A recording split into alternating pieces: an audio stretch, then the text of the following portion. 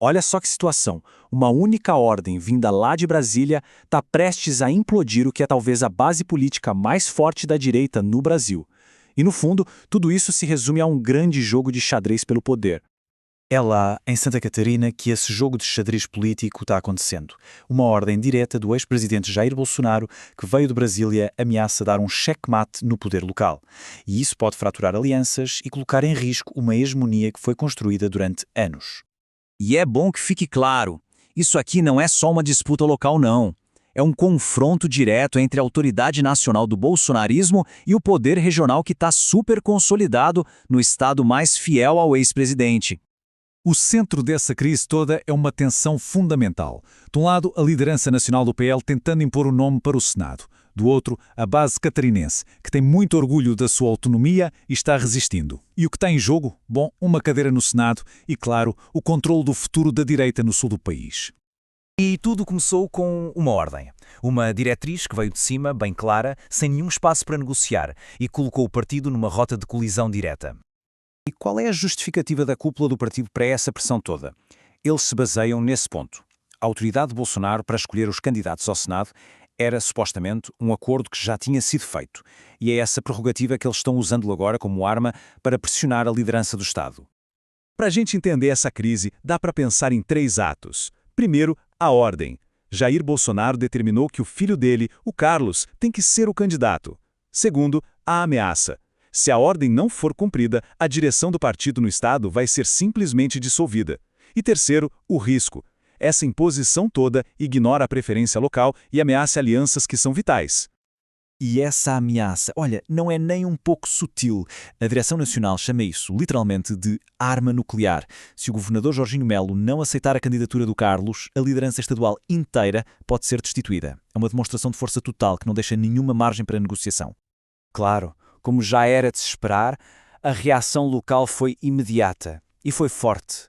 A base catarinense rejeita o que eles consideram uma interferência de fora, e eles resumem essa rejeição toda em uma única palavra. Paraquedista, esse é o termo que estão usando para descrever um candidato que cai de paraquedas numa região sem ter nenhuma ligação com o lugar. Para os eleitores e líderes locais, o Carlos Bolsonaro, que construiu a carreira política dele toda lá no Rio de Janeiro, é a definição perfeita de um paraquedista. O sentimento é muito claro. Santa Catarina vota em catarinense. E aqui a gente vê o tamanho do problema. De um lado, uma rejeição enorme ao Carlos Bolsonaro. Do outro, a deputada federal Carol Gittoni, uma figura local super popular que lidera absolutamente todas as pesquisas para essa vaga. A ironia é que a imposição do nome do Carlos só fortaleceu ainda mais o nome dela. E quem está no meio desse fogo cruzado todo? O governador Jorginho Melo. Ele está preso num dilema que é quase impossível de resolver. De um lado tem a pressão de Brasília e a lealdade pessoal dele a Bolsonaro. Do outro, a pressão da própria base política, que exige um candidato local e que ameaça a capacidade dele de governar se for ignorada. E essa guerra interna já está causando estragos bem visíveis muito antes de qualquer campanha começar de verdade. As alianças políticas que foram construídas com tanto cuidado já estão começando a rachar. O primeiro dano colateral atingiu a aliança com o Partido Novo. O prefeito da maior cidade do estado, o Adriano Silva, se opôs publicamente à vinda do Carlos, mas ele foi forçado a voltar atrás publicamente para conseguir manter a posição dele na chapa de reeleição do governador. Esse episódio gerou um desgaste enorme e mostrou como a coligação é frágil. O segundo dano, esse é ainda mais pessoal. Envolve o senador Espiridião Amin, uma figura histórica da política catarinense. Ele alega que tinha um acordo direto com Bolsonaro para disputar a reeleição. Agora, com a imposição do Carlos e com a força da Carol Gittoni, ele está sendo completamente deixado de lado no jogo, se sentindo traído por todo o processo. Ok, então como é que esse jogo termina? Qual é o checkmate? Vamos analisar agora os cálculos estratégicos e os possíveis finais para essa partida de xadrez, que é bem arriscada. O ponto crucial aqui é o risco gigantesco de um golo contra. Se a Carol Gittoni for impedida de concorrer pelo PL, ela pode simplesmente mudar de partido e ganhar a eleição mesmo assim. O resultado? O PL perderia uma cadeira que era praticamente garantida e a manobra para eleger o Carlos acabaria, na verdade, enfraquecendo a própria bancada do Bolsonaro no Senado. E o relógio, claro, está correndo. Esta semana é decisiva.